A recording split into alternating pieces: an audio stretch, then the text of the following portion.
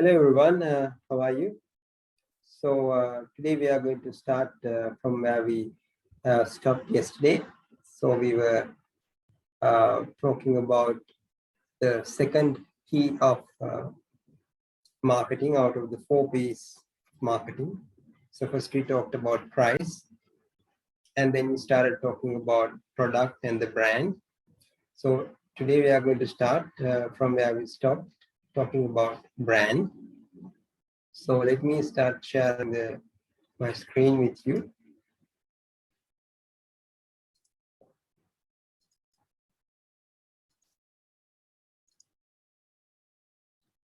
So last time we talked about best global brands, and I showed you this Interbrand website where they update the best global brands for each year. So for 2020, I showed you the best global brands identified by Interbrand. So there are certain benefits of branding, both from the customer's point of view or the customer's perspective, and also from the company's perspective. So first, let's look at from the customer's perspective. So from the customer's perspective, the brands help identify the product and the company that customers like or dislike. So when the customer hears about the brand name, then they can easily identify whether they are going to like this brand or not. Okay? So there are certain brands that we like. So there are certain brands that we have decided that we are not going to buy any product of that brand anymore. Okay, and so therefore it helps reduce our purchasing time. So when we see the brand, if we just decide whether to buy it or not. We just don't have to keep on looking at it. It reduces our purchasing time. If we have firmly decided not to buy a particular brand, then the customers don't have to think twice about it. They can move on. So it reduces their purchasing time. Brands help reduce customers' perceived risk of purchase. So some brands, customers think like they are at a risk if they buy some product that belongs to that particular brand. So they can, when the brand is displayed, they can keep away from that brand and move on to a brand that they like. So it reduces the customer's perceived risk of purchase. Okay. In case of difficulty regarding assessing quality of the products, brands help customers believe in the product. Okay. So if they are not sure about a particular product, most of the time the brand helps them because they know that particular brand is a good brand. Like they have been producing many products and all of them have been doing just fine. So they don't have to worry about this particular product because it's already, they know that is coming from a brand that they believe in. Okay. Customers derive psychological reward and pleasure from owning the brand. So when the brand is, when the product has been branded, and some customers think like, okay, if I purchase a product of that brand, it is some sort of honor, okay, to have that product with me, or which is of that particular brand. That is sort of a prestige, a cause for honor. Okay, that's like a psychological reward for customers. And from the company's perspective, the seller's brand name and trademark provide legal protection. Yes, once you have registered your brand, you are legally protected and others cannot copy you, because then there will be legal consequences. You can take action against them. If somebody tries to copy your brand, your product, your logo, something like that, then they can be sued. Okay, so it protects the company. Okay, differentiate their product from competitors' product. So definitely, when there are so many competitors in the market, when you have already branded your product, it helps to get your product differentiated from the products of your competitors, because your particular brand carries some sort of prestige. Okay, some sort of reputation that you have built up over the years. Okay, helps in getting repeat orders from the customers. So once they see your brand, if it is a brand name that they already recognize with a good reputation, they're going to keep on ordering from that particular brand. So therefore branding helps the company so that there will be repeat orders. It helps that process. Helps companies in their price defense against competitors. Sometimes companies enjoy price premiums on the basis of their brand image. Okay, because like some brands have very positive image in the hearts of their customers. Therefore, sometimes even charging a little bit more than or considerably more than the actual cost of the product might be able to, the company might be able to justify that if they have a good brand name. Okay, so using brand name as a defense, like a wall of defense, they can even sometimes justify charging extra money. Okay, helps the company in introducing a new product in the same name. Because if you have created a good brand name that everybody likes, that is well repeated, it is very easy for you to introduce a new product to the market, because that particular brand name is already being like thoroughly enjoyed by the customers. So they will not think twice if this new product that you introduce to the market comes under the same brand name that everybody likes. Attracts partners, so definitely bankers, suppliers, advertising agencies, they will get attracted towards more established brand names. Okay, it will be easy to, like for example, get a loan from a bank because the bank already knows that your brand is a well-established brand in the market. Brings loyal customers to the company. In turn, it brings sustained revenue and market share to the company. So once you have a good reputed brand that which you have been successful in establishing over the years, then definitely you will have formed a number of loyal customers around that brand. Okay, they will definitely not go to other brands. They believe in your brand. They are loyal to your brand. They are loyal to your products. They will keep on buying from you. Okay, so that is what it means here. In turn, it brings sustained revenue. So in the long run, it's going to keep on bringing more and more money, your brand. Okay, and more people, even in the future, they are going to keep on buying your products, and therefore it's going to increase the share of the market under your company's name, or in other words, it's going to increase your market share, company's market share. Brand awareness. So it's a very important concept. It's always better, like this has to be done through marketing. Brand awareness is a marketing term that describes the degree of consumer recognition, like how much is your brand known by the customers. Okay, like there are certain brands that we haven't even heard of.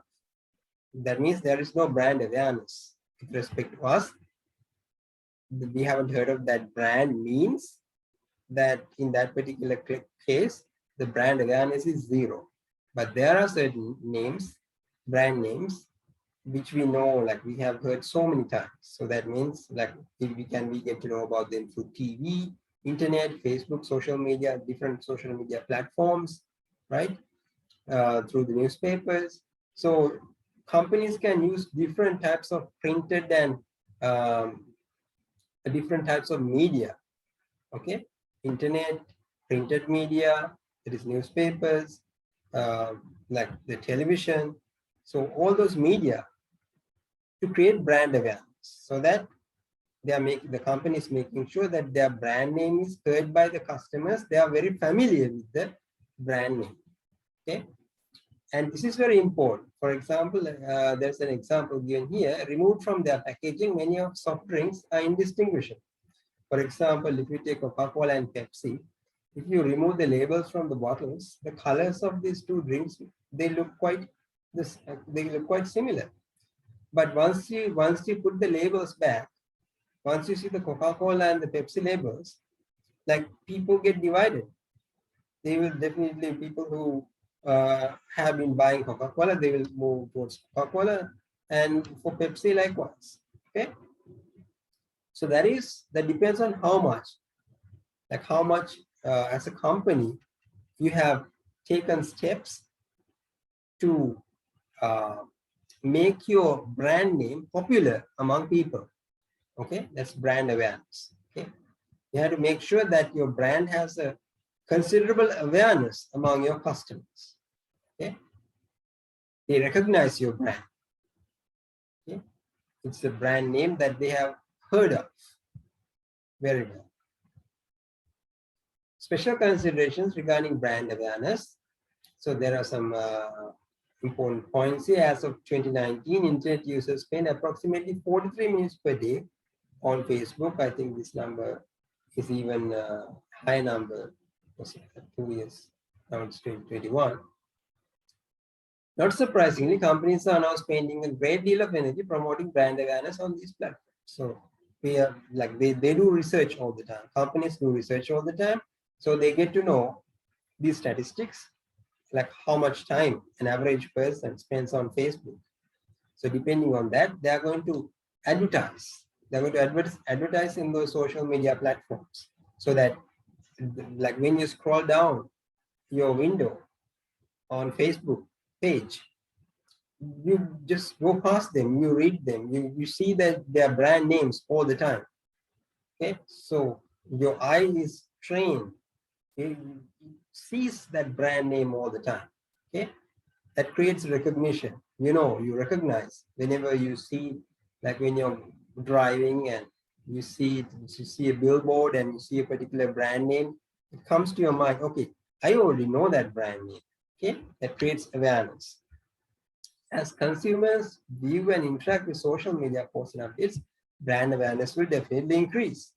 Okay, for brand awareness to be most productive, consumers should be able to connect to the company's website. Yeah, so definitely. So if you have some really attractive website for your company, so you have to make sure that the web pages are readily accessible.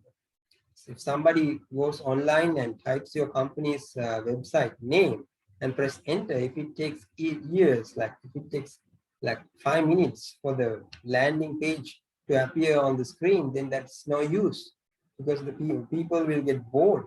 They will just think like, this company is not interested in investing enough money to create a proper website, to do search engine optimization, to make sure that the page is loaded much faster.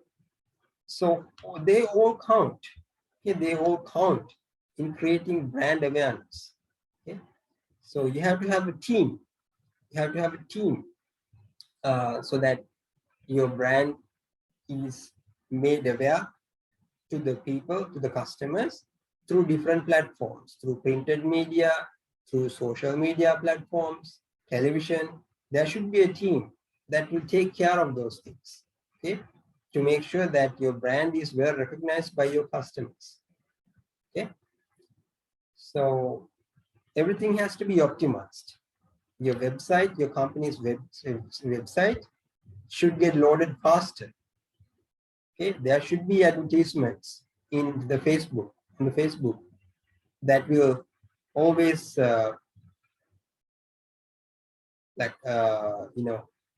publicize if there is something new happening with respect to your brand, if there is a discount, if there is some new product. Okay, those platforms should get updated so that people are made aware about the changes. Okay, that creates awareness. Other ways to create brand awareness, definitely, as I told you, printed media like newspapers and magazines, advertising in physical locations such as inside stores. We can like the company can hire some people, like if they want to stick some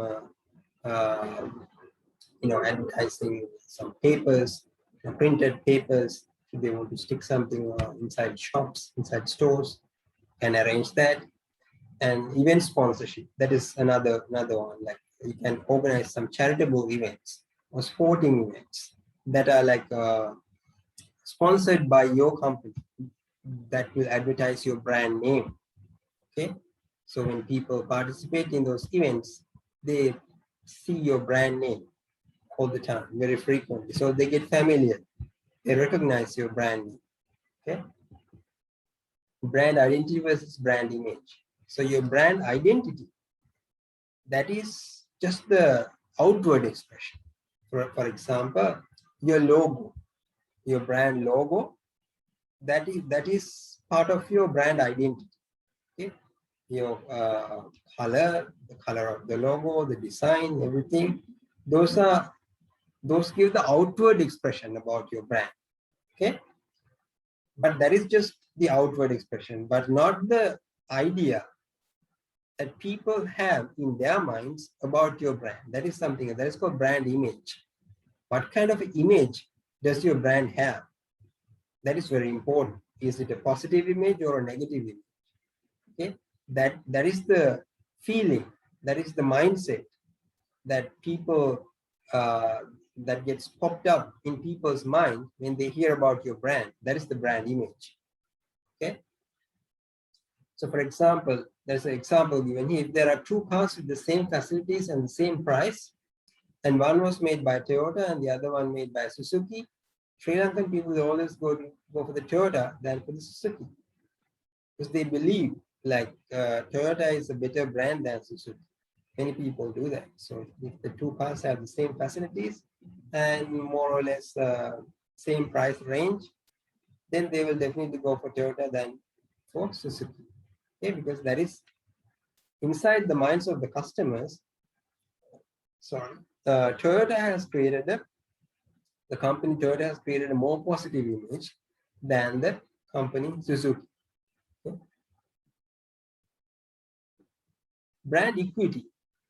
So brand equity refers to the extra value added to a product in the customer's mind, which comes under a good brand name they know. Okay. So brand equity is the value that can be added on top of the cost of the product. Like you can add some, you don't want to sell your product at the same price as the cost. Okay, you want to add some value. So using your brand name, you can add some value to your product. So that is brand equity. Okay, because if you have a well-reputed brand and if people think very highly of your brand, then you can increase the price of your product. So that is called brand equity, because that is that extra value added when deciding the price of the product, because your brand has a very good reputation. Yeah, that extra amount that is added when deciding the product, when your brand has a positive name, that is called the brand equity. Okay, brand equity. So certain companies have a huge brand equity. That is why they can increase the prices very high. That price will definitely not reflect the actual cost of the product. But using the brand equity as a defense, the company can increase the price of the product. Okay.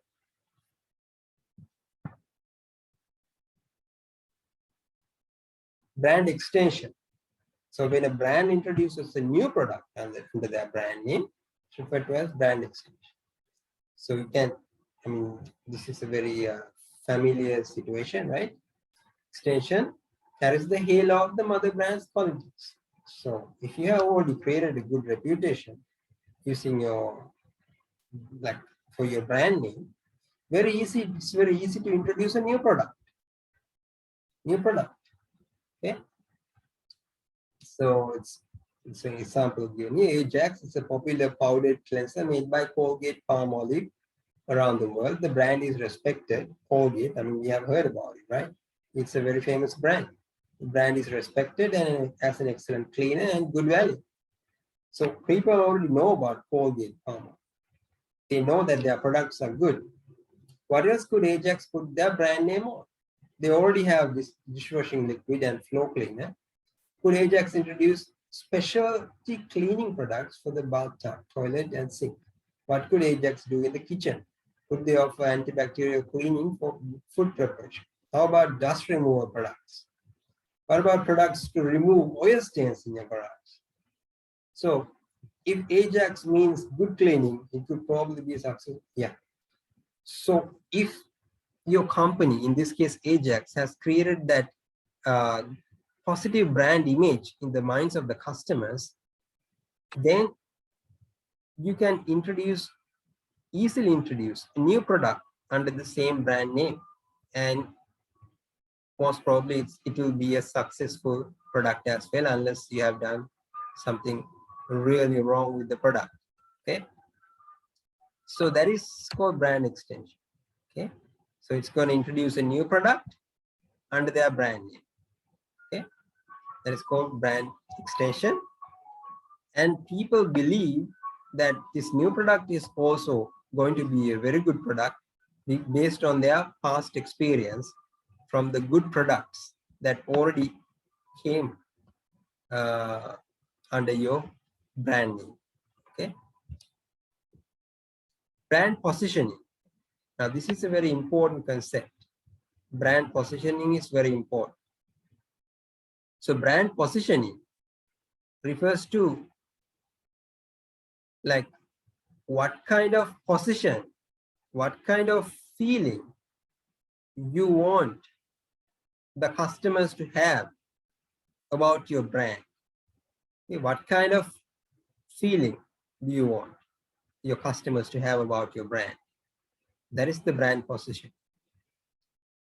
Like, for example, there are examples given here. Volvo, that's like a yeah, I think it's from Denmark. So Volvo is the brand position. It's a safe car. Whenever you hear the brand name Volvo, the factor that comes to the minds of the people is safety.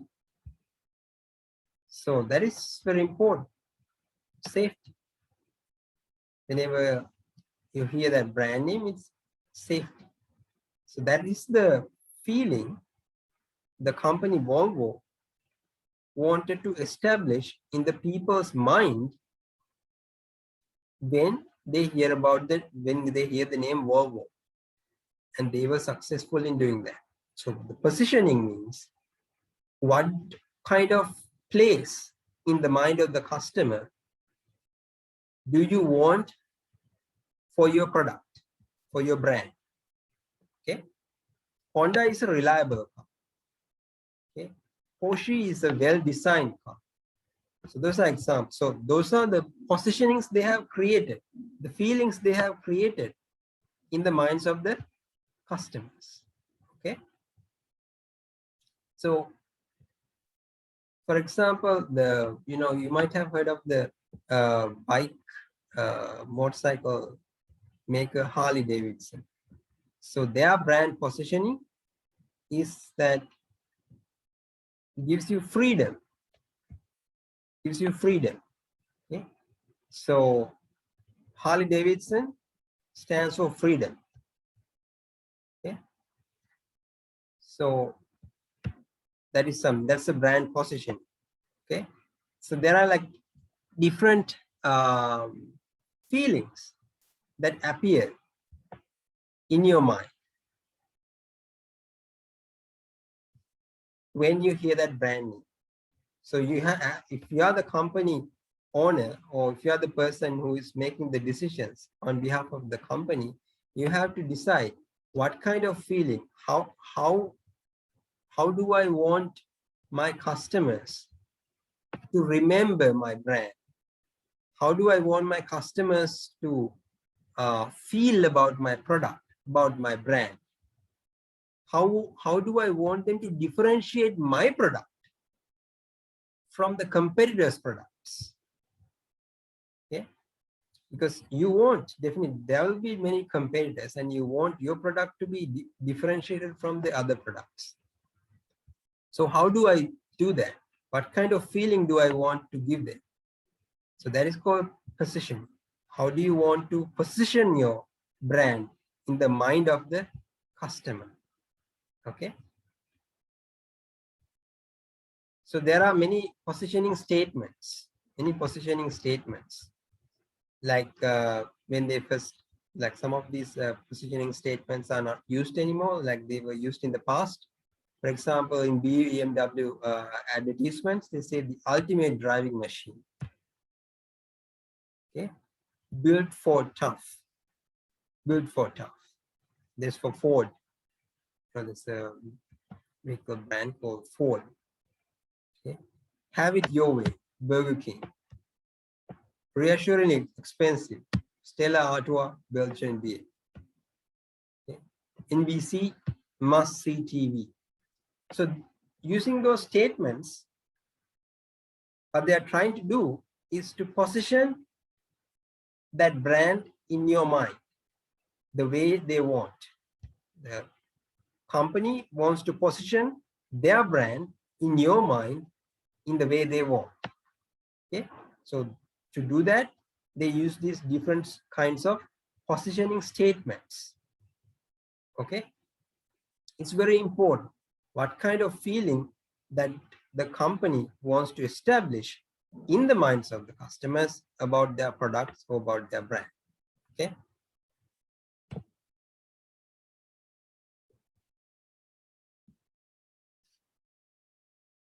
So I think I can, brand positioning, there are some really nice videos.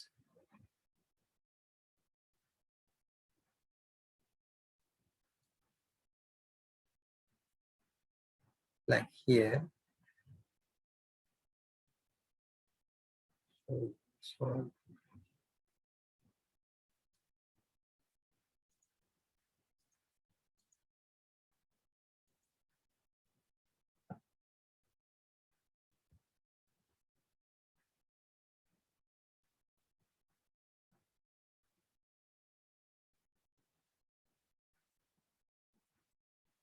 what's the most common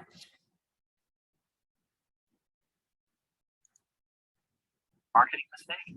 Believing our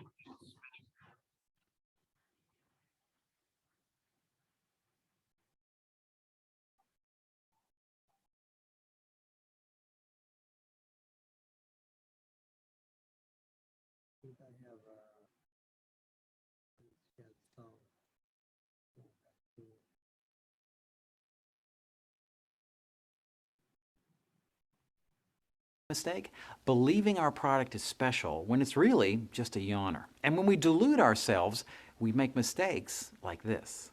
Get the facts at Remax.com. It's a great place to see all the listings in thousands of cities and towns. With tax credits for buyers, low interest rates, and down-to-earth prices, the dream of owning a home seems more attainable than ever. It's bad acting, bad writing, and worst of all, an expectation that viewers should be dazzled by their generic website. See, Bud Light goes down smooth, like this guy here. But other beers go down like this guy. So if your product isn't that dazzling, you must step boldly into the world of distraction. Your ad must be so funny or so dazzling that your customer can't turn away. So this one, this last one was for Bud Light beer. So you can see how they compare their beer with the other beer brands. Okay.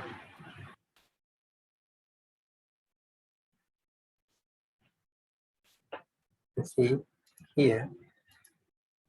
This guy says like how smooth Bud Light beer is when compared to other types of beer. But other beers go down like this guy. So if your product isn't that dazzling, you must step boldly into the world of distraction. Your ad must be so funny or so dazzling that your customer can't turn away. Then your product pitch can come along for the ride. This next ad lists product features one after the other, but the fun mind reader gag holds your attention all the way through. Wow, is this? 501 honey clusters? Yes. It's delicious. I know. But it Can't can't have have. about half a day's worth of fiber? I assure you it does. I was Expecting sawdust and cardboard? I know. I can only Taste the crunchy clusters, honey, and brown sugar. No, madam, I don't have ESP. Okay. We'll take a box. You probably already knew that. Fiber One, cardboard no, delicious yes. A laundry list of product features, and it's barely noticeable. Because it's entertaining, the sales pitch gets through. I'm a man. But sometimes You gotta pay to play. The deal goes down like this. You entertain them and they'll listen to your pitch. But if you dare to bore the viewer for even 1 second, they'll check out. In this ad, Blue Bunny starts out with a fun bit that grabs attention. sorry, we're gonna need you to remove everything. This is so embarrassing. Now the features. Loose fudge, caramel, chocolate-covered peanuts, and bunny thingies? And another gag to close. Excuse me, sir. You are gonna have to come with me. Well, next time I'm taking the bus. Deal complete. You didn't mind listening to the facts because you were entertained. So tell them the facts about earning credit card points. Me and the lads are having a tough time deciding which category to choose. Like triple rewards on electronics. But always dress up those dull facts with fun. Maybe triple rewards on restaurants and entertainment. Make a product pitch that Gamefly ends the frustration of renting boring video games. But dress up that point with mayhem. So take a hard look at your product. Ask yourself, are those features totally revolutionary? If the answer is no, then think about invoking the humor bargain. You can list the dullest product features in the world as long as you use great humor to pay the toll. I'm Graham Newell, and that's Emotional Marketing. There's a lot more free training videos, white papers.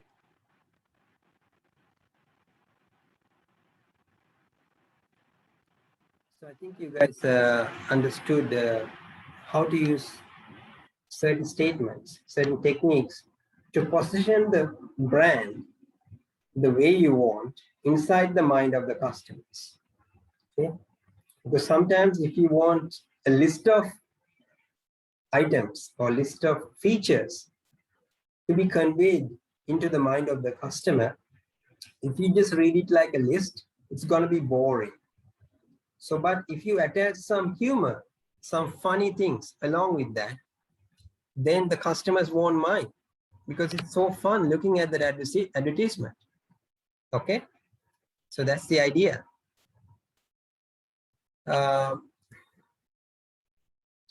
Then brand management. Okay, brand management. It is defined as brand management is a function of marketing that uses techniques to increase the perceived value of a product line or brand over time. Okay, perceived value. That is the value of the product as believed by the customers, as it exists in the mind of the customers. It might not be the exact value, but that is the value that the customers believe this product to have. That is the perceived value. Okay. And so the brand manager or the brand management, it's up to the brand management to use necessary techniques to increase that perceived value, the value that exists about the product in the mind of the customer. So the brand management has to increase that perceived value by using appropriate techniques, and they have to keep on doing that not only for the present time, but also for the future, that is over time. Okay. So brand manager's role. Okay, brand manager's role. So the brand manager is the person to analyze how a brand is perceived in the market by taking intangible elements of a brand into contact. So not only the factors about the product that can be touched, but also intangible facts that can only be perceived. Okay, intangible elements of a brand into account. Intangible factors include the experience. What kind of an experience will your customers get when they use your product? Experience that the consumers have had with the brand and their emotional connection with the product or service. Okay, so he has to know how your product communicates with the customers. Is it a very pleasant experience? Is it a very pleasant experience the customers have with your brand, with your products that come under your brand? Or is it a very negative experience? So the brand manager has to organize surveys continuously, regularly, to assess what kind of experience the customers have about the brand. If there is something wrong, then then brand manager has to readjust. Okay, the brand manager always has to keep its target market in mind when conceiving new products. So if brand manager is thinking of coming up with a new product, it should be justified. How should it be justified? It has to keep its target market in mind. So who am I creating this product for? Who is this product for? Who is going to use it? So likewise, he has to know where this should end up. Who am I thinking of? Who is going to use this product ultimately? Okay, has to consider that before introducing a new product to the market. Because if you blindly introduce a new product to the market and if there are no users to use that, it was just your imagination, then it's not going to end up as a selling product. Okay, so it's going to be costly for the company. Okay, it's not selling. The difference between brand management success and failure comes down to ongoing innovation. So the brand manager has to be creative. He has to be in constant contact with the customer's idea about the brand. He has to have constant feedback from the customer about the brand. So once he is constantly updated about that perception of the customer about his brand, then he can be innovative. Okay, now my customers, they want something like this. They want this new update. They want this new feature. So then he can be innovative. Okay, how am I going to add this new feature to this product? So think in new ways. A brand manager has to be innovative. If he cannot come up with new ideas to fulfill the requirements of the customers through his products, then that's a failure. Okay, a brand manager that continuously seeks innovative ways to maintain the quality of a brand will retain its loyal customers. So if you want your customers to corral around your product, then the brand manager has to be innovative. Times change, things evolve, people evolve, their desires change. So the brand managers have to be innovative as well to change the products accordingly, to update the products. Okay, if it is not possible for the brand manager, then it becomes a failure. Okay, a product is anything that can be offered to a customer. So we talked about brand up to this point. Now we are turning our attention more towards the product side. Okay, because now our topic was product and brand development. So we were talking about product, we were talking about brand. Now we are moving towards product. So this is how it is defined. Product is anything that can be offered to a customer to satisfy his or her need or want. Okay, so it doesn't have to be like a tangible thing always. Okay, it doesn't always have to be tangible.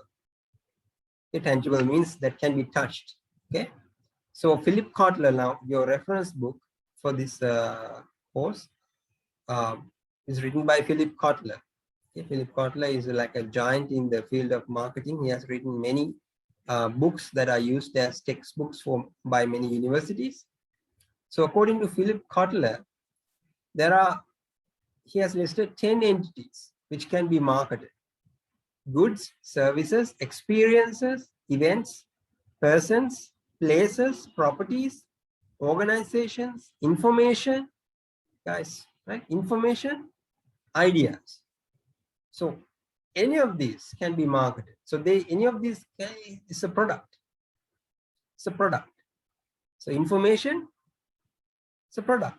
Ideas, it's a product. Okay. There are people who sell their ideas, like take consultants. Certain businesses, certain companies, they hire consultants. Why? Because they value their ideas. They get paid for their ideas. Okay.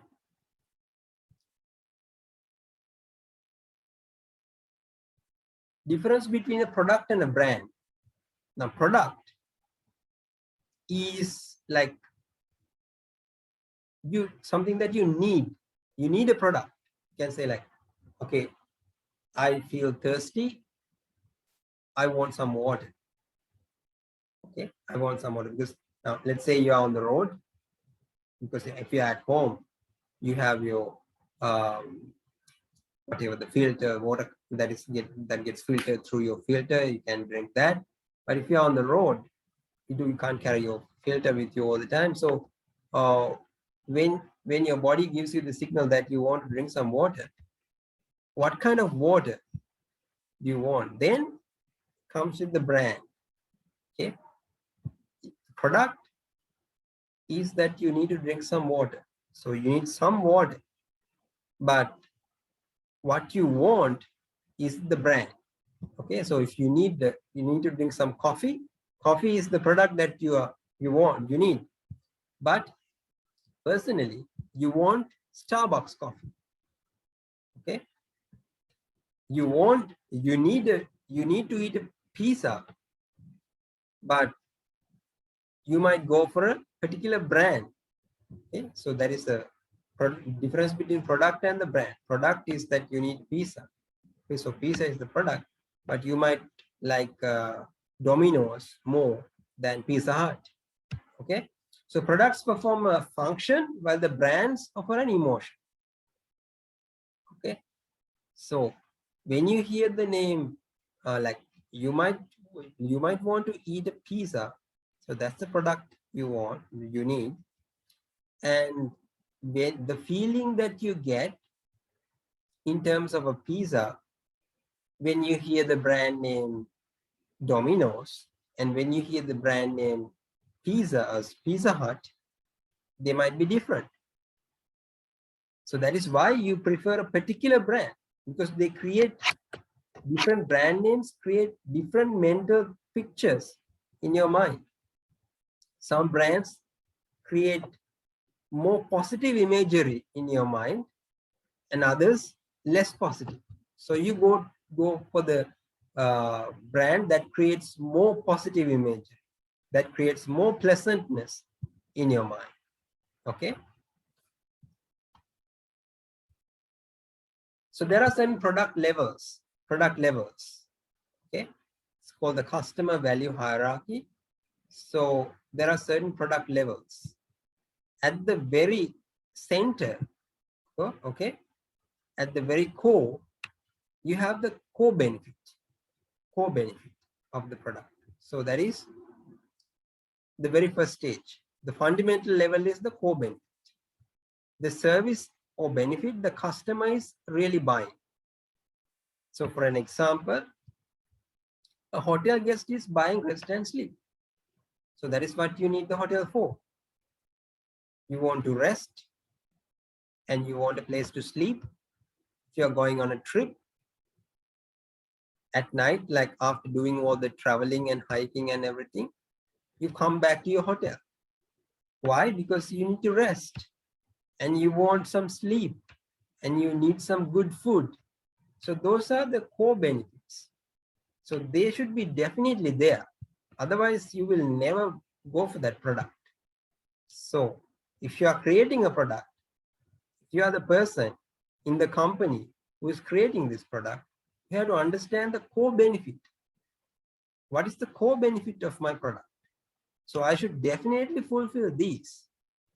If your product is your hotel, then you cannot say that I can't provide sleeping facilities, because it's a core benefit of a hotel. You should be able to provide that. Okay, otherwise it's not a hotel. If your hotel cannot provide some rest for the customers, then it's not a hotel. At the second level, the marketer must turn the core benefit into a basic or generic product. Okay, the generic product is a basic version of the product made up of only those features necessary for it to function. Now, this generic product adds some more features to the core benefit. So definitely you must have the core benefits, but then there are some other features that are also very essential. Very essential. For example, when you purchase a couple of nights in a hotel, what do you think? You want there to be some furniture. Just because you want to rest and sleep, you don't want to sleep on the floor, right? You expect that hotel room to have a bed. You expect that hotel room to have a chair and a desk. Okay, maybe definitely a dresser, a closet to keep your stuff, your clothes. Okay, definitely a bathroom, and then after that the towels to wipe yourself. So the core benefit is a customer wants to rest and sleep. To provide that, you have to have some features. There should be a bed, there should be a bathroom, towels, desk. These features should be there. So they are not optional, actually. They must be there. So you have to identify the difference between core benefit and basic product. You cannot just get an idea about what features you have from the core benefit. Just core benefit tells you this is the basic benefit the customer should have. Then how you are going to provide that basic benefit is given by the basic product. So that is the very basic. Okay, at least these features should be there in order to provide the core benefit. Okay, so at least should have a basic product. Otherwise, there is no product at all. Then at the third level, the marketer prepares an expected product. Expected, that's one, like more addition, more feature addition to the, which one? To the generic or the basic product. We're adding some more features. A set of attributes and conditions buyers normally expect when they purchase this product. Now, what was the previous one? Necessary. Only those features necessary for it to function. They must be there. You don't have to think like the customers are expecting. They definitely, they should definitely be there. Otherwise, it's not a product at all. So the generic, the basic version of the product should definitely cover those features. But then on top of that, customers sometimes normally think that these features should also be there. So what is that? Hotel guests minimally expect a clean bed. When you try to sleep on a bed, if the mattress is like full of dirt, then you don't want to do that. They will complain about your hotel. They will write some really bad reviews about your hotel. Then nobody will come to your hotel again. Fresh towels. If there are dirty towels for you to wipe yourself, that's the end of it. Okay, no one will come to your hotel anymore. Working lamps. Okay, relative degree of quietness. They came here to have some rest and sleep. So it cannot be a noisy environment. Okay, so these are some normal features. Other than the basic product, customers normally want these features from your product. Then the other layers might be optional. Augmented product and the potential product. Augmented product features might not always be present in the product that you are selling. depends on the price tag. The augmented product refers to any product variations, extra features, or services that help differentiate the product from its competitors. Now you're going to differentiate your product. Previously, you tried to complete your product. Those should be there for it to be a complete product. But now you are going to differentiate yourself to let the customers feel how your product is superior to the competitors' products. That is the augmented product. You can say in our hotel example, this you can say in our hotel, this could be the inclusion of a concierge service or a free map of the town in every room. So not every hotel has those features, but your hotel has those features. So you can talk about it. You can write it down when, like if your hotel is advertised on booking.com, okay, booking.com, then you can state that there is a concierge service or there is a free map of the town in every room. You can mention those. Those are augmented. That's the augmented product. Okay? Augmented features. Then the potential product. So what will be the additions in the future? Those are potential. They can be added in the future. The potential product includes all augmentations and transformations the product might undergo in the future. In simple language, this means that to continue to surprise and delight customers, the product must be augmented.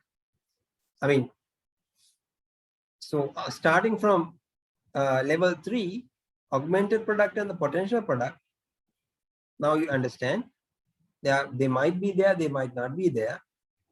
But for your, if you are the product owner, for your product to stand like different from the rest of the product, okay, then you have to include these features. Okay. In a hotel, this could mean a different gift placed in the room each time a customer stays. So you spend one night here, there's a gift. Next time the customer comes, this is a different gift. So that's a very special feature, okay, that you can add to your hotel rooms. That will be like the customers will write many positive reviews about it. There is a special feature about this hotel. They offer these free gifts. Every time it's different. Every time I come here, it's a pleasant surprise for me. They will talk about it. Your hotel will become famous. You will have more and more customers. Okay. Then product line. Now, product line is a group of products that are closely related. Because they function in a similar manner. Okay. Are sold to the same customer groups, are marketed through the same types of orders. For example, Nike produces several lines of athletic shoes and apparel. Okay, so those are different lines, product lines. So the given company will have different product lines. There are athletic shoes, apparel products. Okay, so this Marriott is a line of hotels. Like there are many different lines of hotels under the name Marriott. So those are different lines. Okay, product line means like they are related, but they are different products. Group of products that are closely related. Okay, they are closely related, but they are different products. Product line decisions. So when you have a line of products like that, there can be certain decisions that you have to make. Product line filling. Product line filling is done when you identify that within your product line. So you have a product line. So there are multiple products that are quite related to each other. You identify like,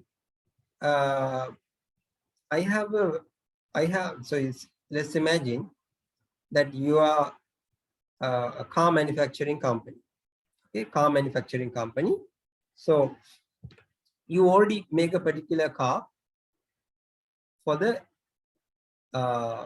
targeting a particular range of class of customers. Another car targeting another class of customers. Okay. Then like this different classes, different cars have different features. So you see like, okay, there is a particular type of car that is not included in my line of products. There is a particular niche that can be filled with a different car, with a different set of features. Different set of features. That is not there. So before some other company comes up with a car to fill this space, I should fill it. Before somebody else fills that gap, I should create a new product. I should create a new car with those features and fill that gap. So that is called line filling. You see a particular gap in your product line. So before somebody else, some other company fills that gap, you create a new product and fill that gap. That is called product line filling. Okay. I think it's quite straightforward to you. You understand that? Otherwise, we can talk about it next time we meet. Then product line stretching. So in the previous one, we talked about product line filling. So usually when you introduce a product to fill a gap like that, those products are usually in the same range. For example, let's say Toyota, they have a car that sells for like 5 million rupees with a particular set of features. Then when you are going to fill a gap, most probably your other car is also around 5 million rupees, but with a different set of features. So when you are talking about product filling, usually they have more or less a similar price tag, but different features. Okay, similar price tag, but different features. And you have to make sure that they definitely have different features. There is no meaning in introducing another car with the same price tag, with the same features under a different name. Then what will happen is, if the two cars are like different, then like people, like your sales will go down. It's called cannibalization. Cannibalization means eating up sales of the company's own existing products. You introduce another product with similar features and similar price tag. So your previous product, which is similar to this one, the sales of that product will decrease, because this is the new one is quite similar to the previous. Same price tag, same features. Now people buy this one, not the previous one. So your sales ultimately go down a little. That is called cannibalization. Cannibalization. That means due to your own actions, by the products that your company itself introduces, your sales decrease. So when you are introducing a new product, you have to make sure that there is a clear-cut difference. Clear-cut difference. If it is the same price tag, the features should be different. Okay. Product line stretching. Product line stretching. This is usually done when the price tag is different. Let's say you are making cars targeting high-end customers with high income. But you feel like creating a low-end car with a limited set of maybe, but still it's good, but not as not the same features as your high-end car, but still reasonable. You create a low-end car. So this one is sold at a lower price. So that is called stretching downwards. You're stretching downwards in terms of your product line. Now this is having a low price tag. So this is stretching downwards.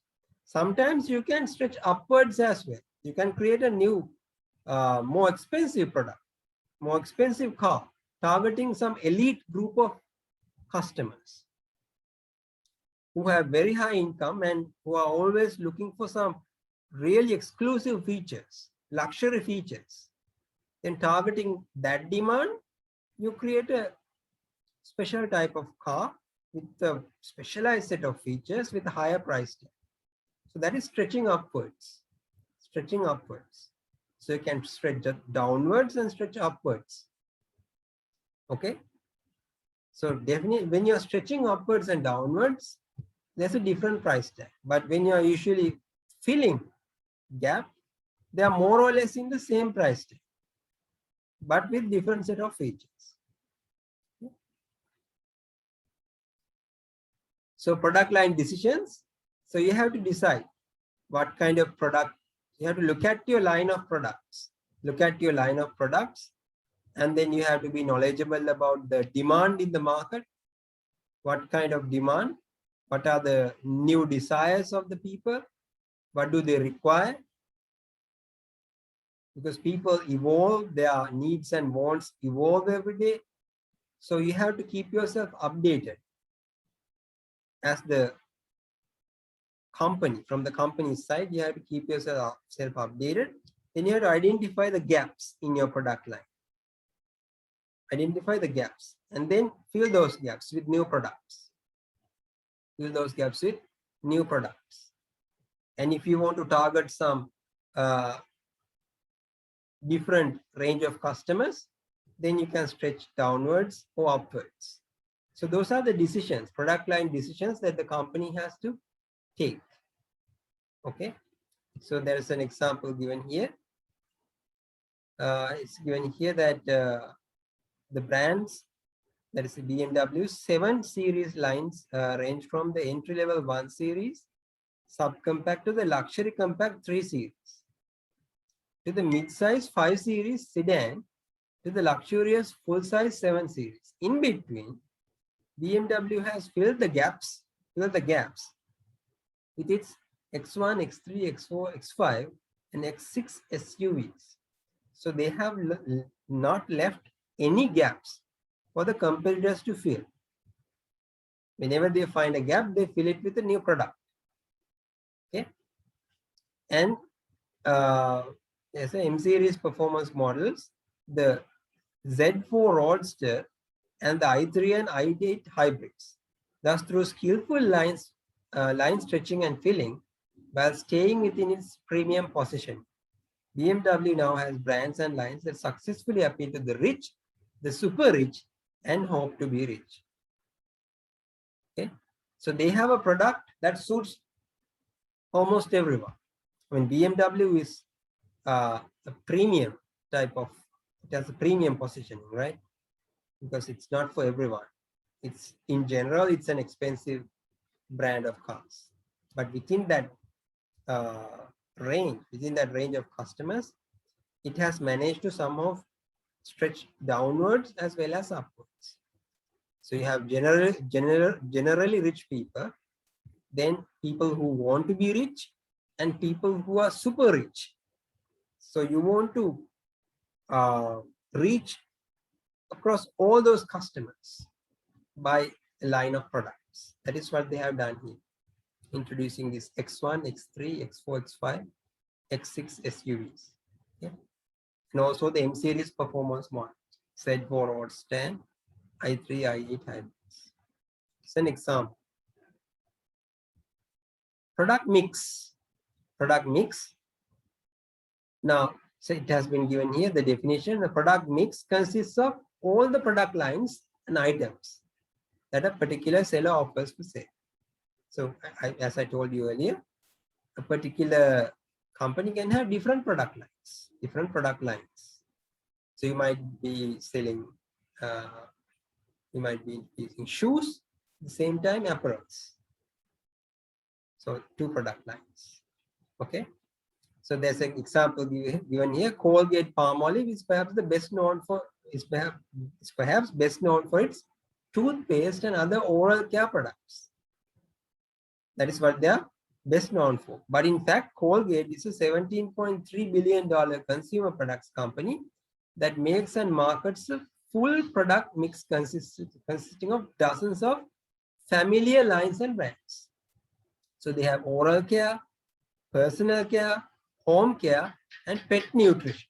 So there are 4 different lines of products. 4 different lines of products. Okay.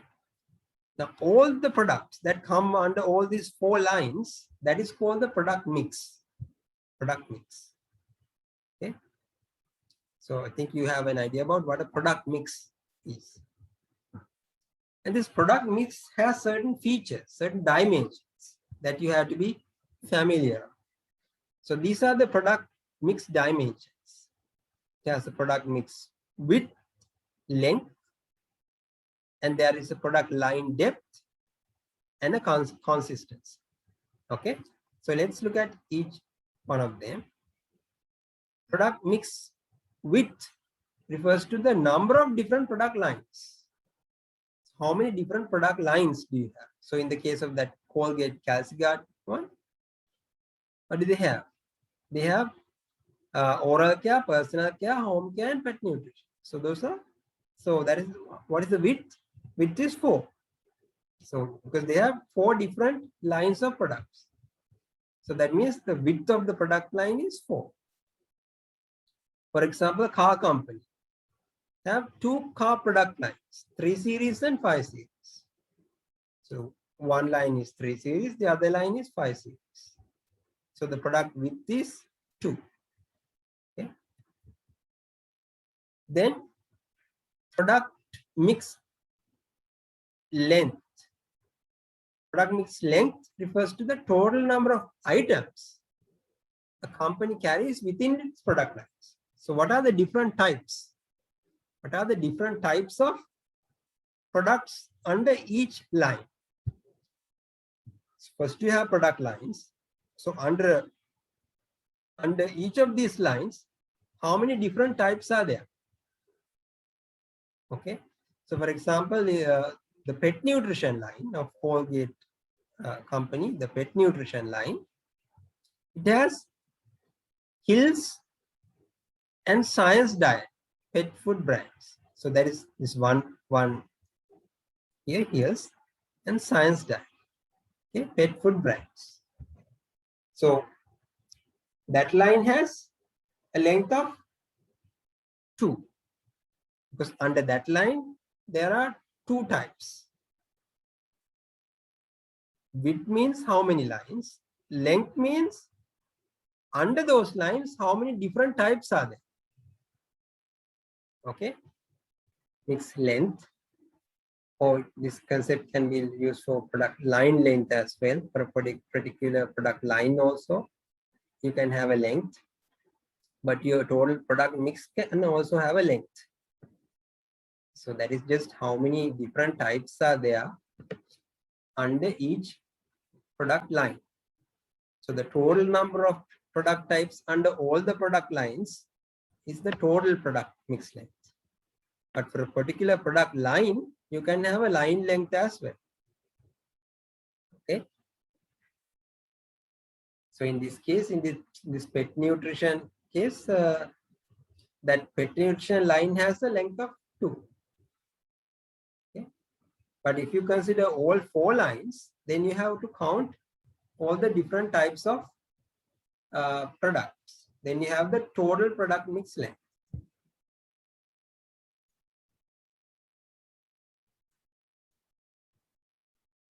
Then product mix depth. Okay, product mix depth. Now this one considers all the variations in a product line.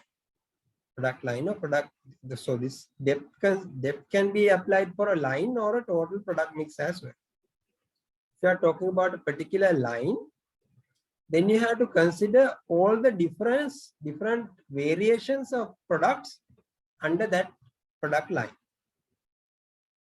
So we will consider an example. So in the next one, I will consider an example. So for the time being, when you're talking about product mix depth, we are considering all the different variations that we have for our products. Like our product mix has different product lines. Each of those product lines have different product lengths. Then under those different, each of those different product types, we can have different variations, like different color variations, different flavor variations.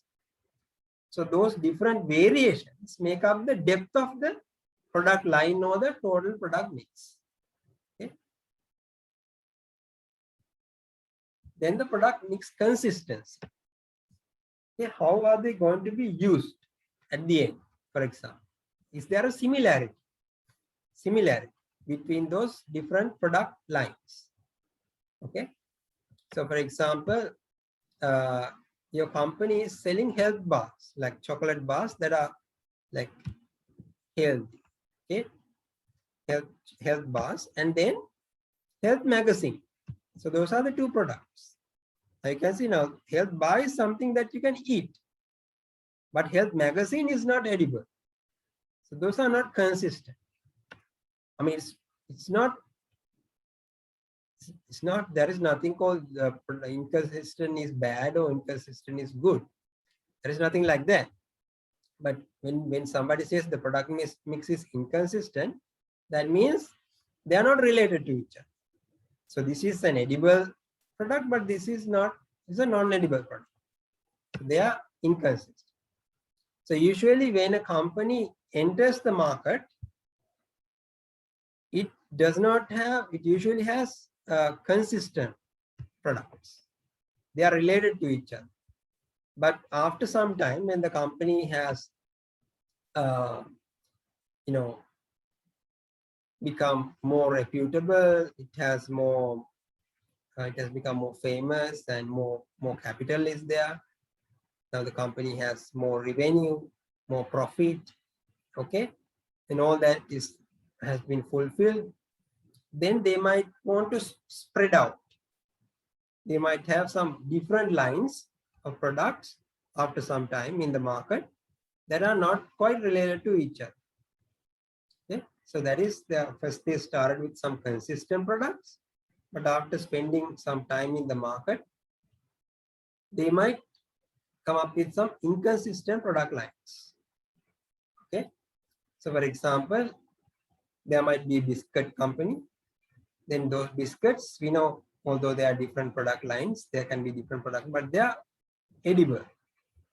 They eat them, whether it's product line 1 or 2. So in that way, they are consistent. They are edible. Okay, but in terms of ingredients, they might be using different ingredients. So in terms of ingredients, those products might be inconsistent. But in terms of end use, since both of them are edible, in that way they might be consistent. So product that is consistent, that is categorized as consistent product, like some product lines that are categorized as consistent by using a particular measure, might not be consistent by a different measure. Okay, so I think you understand, because in terms of the end use biscuits, although they are different product lines, they are consistent because we eat all of them. But if we are using different ingredients, in that sense, they are not consistent. So it's an example here, the Kingdom of Raigam. They have different product lines. See, 3, 6, 9, 12. So there are 12 product lines. That means the total product width is 12. That is the number of different product lines. Now, if you take the product line 1, there are 3 different types. 3 different types. That means it has a product length of 3. This product line 1 has a length of 3. And under those types, there are different flavors and different variations. So there are 9 variations. That means for product line 1, all those variations are called depth. So under product line 1, the depth is 9. Because there are 9 variations. Similarly, for each of these product lines, we can have a length and a depth. Line 2 can have a length and a depth. 3 can have a length and a depth. Okay. So if you combine, if you calculate, if you sum up, if you add together the lengths of all the product lines, then you have the product mix length. If you add all the line depths together, you get the product mix depth. But if you are considering only a particular product line, then for that line, you can also have a length and a depth. Okay. So guys, that brings us to the end of this lecture. So I will post this lecture recording online. If you have any questions, have them ready. We can talk about them when we meet next time. So until then, have a great week.